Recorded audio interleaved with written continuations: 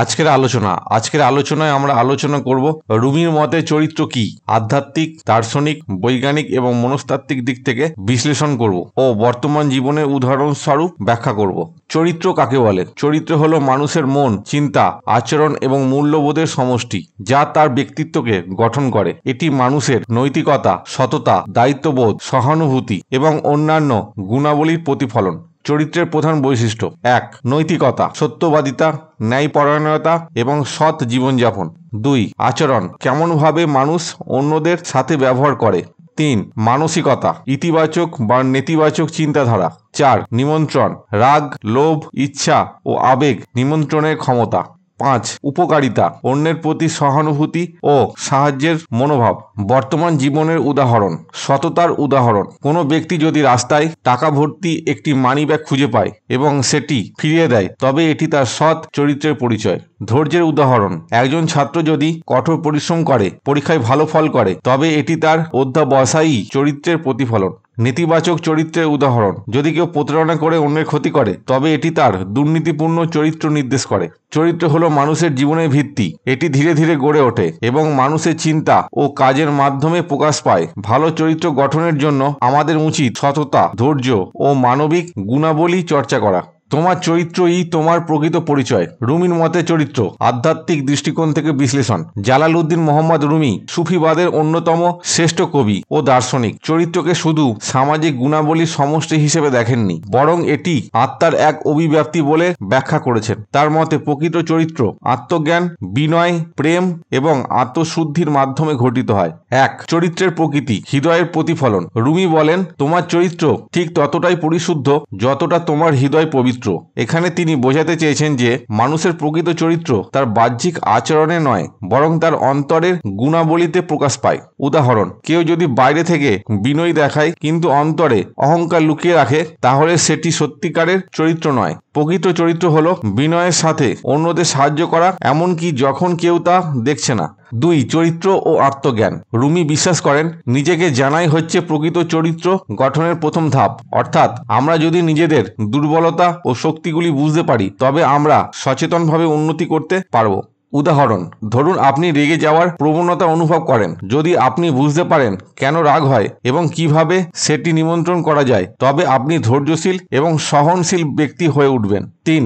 বিনয় ও নম্রতা, প্রকৃত চরিত্রের পরিচয়: রুমি বলেন, নদী যেমন সমুদ্রের দিকে প্রবাহিত হয়, তেমনিই প্রকৃত মানুষ নম্রতার দিকে ঝোঁকে। অর্থাৎ সত্যিকারের চরিত্রবান মানুষ অহংকারের পরিবর্তে বিনয়কে বেছে নেন। একজন জ্ঞানী ব্যক্তি যিনি নিজের অর্জন নিয়ে অহংকার না করে বরং অন্যদের সাহায্য করে, তবে সেটিই প্রকৃত চরিত্রের পরিচয়। ৪. প্রেম ও সহানুভূতি, চরিত্রের মহত্ত্ব: রুমি বলেন, তুমি যা ভালোবাসো সেটাই তোমার চরিত্র গঠন করে। যদি কেউ প্রেম, করুণা ও সহানুভূতিতে বিশ্বাসী হয়, তবে তার চরিত্র সেইভাবে গঠিত হবে। উদাহরণ: একজন শিক্ষক যদি পাঠদানই না করেন বরং ছাত্রদের মঙ্গল কামনাও করেন, তবে সেটিই তার চরিত্রের বিশুদ্ধতার প্রমাণ। ৫. আত্মশুদ্ধি চরিত্র গঠনের পথ: রুমি বলেন, তোমার হৃদয় থেকে অহংকার ও লোভ সরিয়ে ফেলো, চরিত্র তখনই বিকশিত হবে। অর্থাৎ চরিত্র উন্নয়নের জন্য আমাদের অভ্যন্তরীণ দুর্বলতাগুলো পরিত্যাগ করতে হবে। উদাহরণ: যদি কেউ অতিরিক্ত লোভী বা ঈর্ষাপরায়ণ হয়, তবে সে অন্যদের সাফল্যে দুঃখ পাবে, কিন্তু যদি সে নিজের লোভ ও ঈর্ষা নিমন্ত্রণ করতে শেখে, তবে সে বিশুদ্ধ চরিত্রের অধিকারী হবে। ৬. বর্তমান জীবনে রুমির চরিত্র দর্শনের প্রয়োগ: পরিবারে দয়া ও সহানুভূতির মাধ্যমে সম্পর্ক মজবুত করা, কর্মক্ষেত্রে সততা ও নিষ্ঠার সাথে কাজ করা, সামাজিক জীবনে অহংকার নয় বরং নম্রতার মাধ্যমে মানুষের সাথে সম্পর্ক তৈরি করা। রুমির মতে চরিত্র হলো আত্মার প্রকৃত প্রতিচ্ছবি। এটি বাহ্যিক আচরণের চেয়ে অনেক গভীর বিষয়। যদি কেউ সত্যিকারের চরিত্রবান হতে চায়, তবে তাকে আত্মজ্ঞান, বিনয়, প্রেম ও আত্মশুদ্ধির পথে হাঁটতে হবে। রুমি বলেন, তুমি যা ভাবো তুমি তাই হয়ে যাও। তাই সুন্দর চরিত্র গঠনের জন্য নিজের চিন্তাকেই সুন্দর করো। রুমির দার্শনিক দৃষ্টিকোণ থেকে চরিত্র সরল বিশ্লেষণ: রুমি শুধুমাত্র এক সুফি কবি ছিলেন না, তিনি ছিলেন এক মহান দার্শনিক। তিনি চরিত্রকে আত্মার গভীরতা এবং মানসিক শুদ্ধতার সাথে যুক্ত করেছেন। তার মতে প্রকৃত চরিত্র কেবল বাহ্যিক আচরণ নয়, বরং এটি অন্তরের সততা, আধ্যাত্মিক উপলব্ধি ও মানবতার প্রতি গভীর প্রেমের প্রতিফলন। ১. চরিত্রের প্রকৃতি, আত্মার সত্য প্রতিফলন: রুমি বলেন, তুমি যেমন চিন্তা করো তুমি তেমনই হয়ে যাও। এই বক্তব্যের মাধ্যমে তিনি বোঝাতে চেয়েছেন যে আমাদের চরিত্র মূলত আমাদের ভাবনা চিন্তার উপর ভিত্তি করে গঠিত হয়। উদাহরণ, যদি কেউ সবসময় ইতিবাচক চিন্তা করে, অন্যদের কল্যাণ চায়, তাহলে তার চরিত্রে ভালো গুণ প্রকাশ পাবে। আবার যদি কেউ অহংকার, হিংসা এবং ক্রোধে ভোগে, তবে তার আচরণও সেই রকম হয়ে যাবে। 2. চরিত্র গঠনে আত্মজ্ঞান ও পরিশুদ্ধির গুরুত্ব। রুমি মনে করেন, নিজেকে জানাই হলো সত্যিকারের মুক্তি। অর্থাৎ আমরা যদি নিজেদের দোষ গুণ সম্পর্কে সচেতন হই, তবে চরিত্রকে উন্নত করার সুযোগ পাব। উদাহরণ, একজন ব্যক্তি যদি বুঝতে পারেন যে তিনি সহজেই রেগে যান, তাহলে তিনি ধৈর্য চর্চা করতে পারেন এবং ধীরে ধীরে নিজের চরিত্রকে সংযত করতে পারেন। 3. চরিত্র ও ভালোবাসার সম্পর্ক। রুমি বলেন, প্রেমই চরিত্র গঠনের মূল ভিত্তি। তিনি বুঝিয়েছেন যে সত্যিকারের ভালোবাসা, তা ঈশ্বরের প্রতি হোক বা মানুষের প্রতি, আমাদের চরিত্রকে নম্র, দয়ালু ও উদার করে তোলে। উদাহরণ, যদি কেউ তার আশেপাশের মানুষদের ভালোবাসা ও সম্মান দেয়, তাহলে সেই ভালোবাসা তার চরিত্রে ইতিবাচক প্রভাব ফেলবে। 4. দার্শনিক চরিত্র বনাম সামাজিক চরিত্র। রুমি বিশ্বাস করতেন যে সমাজের দ্বারা প্রতিষ্ঠিত চরিত্র অনেক সময় বাহ্যিক হয়, কিন্তু প্রকৃত চরিত্র আসে আত্মার উপলব্ধি থেকে। উদাহরণ, অনেক সময় অনেক মানুষ বাহ্যিকভাবে ভালো কাজ করে, কিন্তু অন্তরে স্বার্থপরতা লুকিয়ে রাখে। প্রকৃত চরিত্রবান সেই ব্যক্তি যার অন্তর ও বাহ্যিক আচরণ একসাথে মেলে। 5. চরিত্রের পরীক্ষার আসল মুহূর্ত। রুমি বলেন, মানুষের প্রকৃত চরিত্র প্রকাশ পায় তখন যখন সে সংকটে পড়ে। উদাহরণ, একজন ধনী ব্যক্তি যদি সবসময় দানশীলতার কথা বলেন, কিন্তু যখন কাউকে সাহায্য করতে বলা হয় তখন তিনি পিছিয়ে যান, তাহলে তা প্রকৃত চরিত্র নয়। সত্যিকারের চরিত্র হলো সংকটময় মুহূর্তেও নীতিবোধ বজায় রাখা। 6. বর্তমান জীবনে রুমি চরিত্র দর্শনের প্রয়োগ। ব্যক্তিগত জীবন, নিজের দোষ গুণ বিশ্লেষণ করা ও উন্নতির চেষ্টা করা। পরিবারে ধৈর্য ও ভালোবাসার মাধ্যমে সম্পর্ক গড়ে তোলা। কর্মক্ষেত্রে সততা ও নৈতিকতার সাথে কাজ করা। সামাজিক জীবনে অন্যের প্রতি সদয় হওয়া, এমনকি যখন কেউ তা দেখে না। রুমির দার্শনিক দৃষ্টিকোণ থেকে চরিত্র হলো আত্মার প্রকৃত স্বরূপ। এটি বাহ্যিক সামাজিক আচরণের চেয়ে অনেক গভীরতম বিষয়। যদি কেউ সত্যিকারের চরিত্রবান হতে চায়, তবে তাকে আত্মজ্ঞান, প্রেম এবং নৈতিকতাকে ধারণ করতে হবে। তোমার চরিত্রই তোমার সবচেয়ে বড় সম্পদ, তাই এটিকে সৎ এবং পবিত্র রাখো। রুমির চরিত্র বৈজ্ঞানিক ও মনস্তাত্ত্বিক বিশ্লেষণ। রুমি কেবল একজন সুফি দার্শনিক ছিলেন না, বরং তার বাণীগুলো আধুনিক বিজ্ঞান ও মনস্তত্ত্বের সাথে গভীরভাবে সম্পর্কিত। তিনি বলেছেন, তোমার চরিত্র হলো তোমার অন্তরের প্রতিচ্ছবি, তুমি যা ভাবো তাই হয়ে যাও। এই কথা আধুনিক মনস্তত্ত্ব ও নিউরোসায়েন্সের বিভিন্ন গবেষণার সাথে মিলে যায়। 1. চরিত্র গঠনের বিজ্ঞান।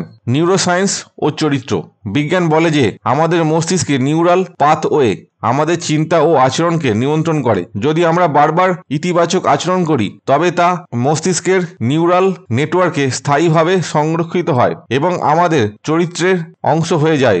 রুমির সাথে মিল। রুমি বলেছেন, তুমি যদি ভালো কাজের অভ্যাস গড়ে তোলো, তবে তা তোমার অস্তিত্বে মিশে যাবে।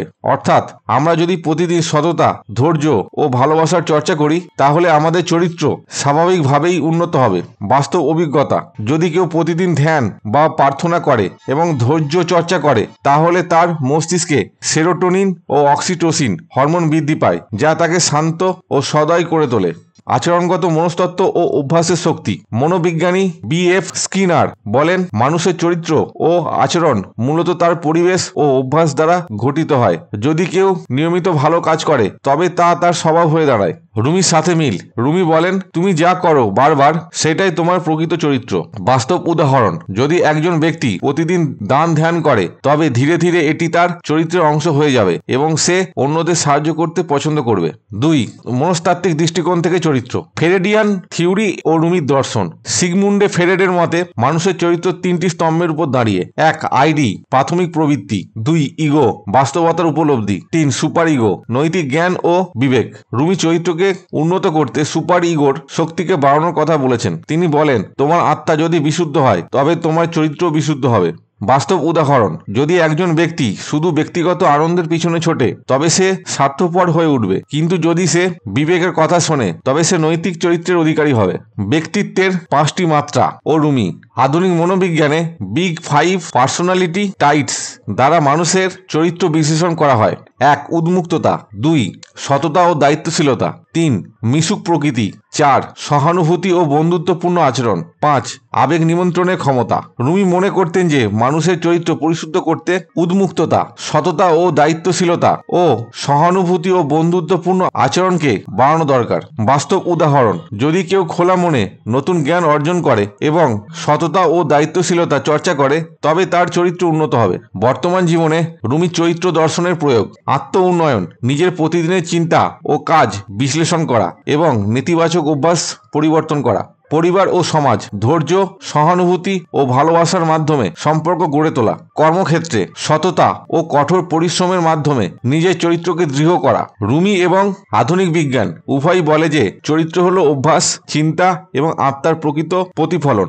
আমরা যদি মনস্তাত্ত্বিক ও বৈজ্ঞানিকভাবে নিজের চরিত্র গঠনের দিকে মনোযোগ দিই, তবে আমাদের জীবন ও সমাজ দুই উন্নত হবে। শেষে রুমির একটা বিখ্যাত উক্তি দিয়ে শেষ করছি: তোমার অন্তরে আলো যত শক্তিশালী হবে, তোমার চরিত্রও তত উজ্জ্বল হবে।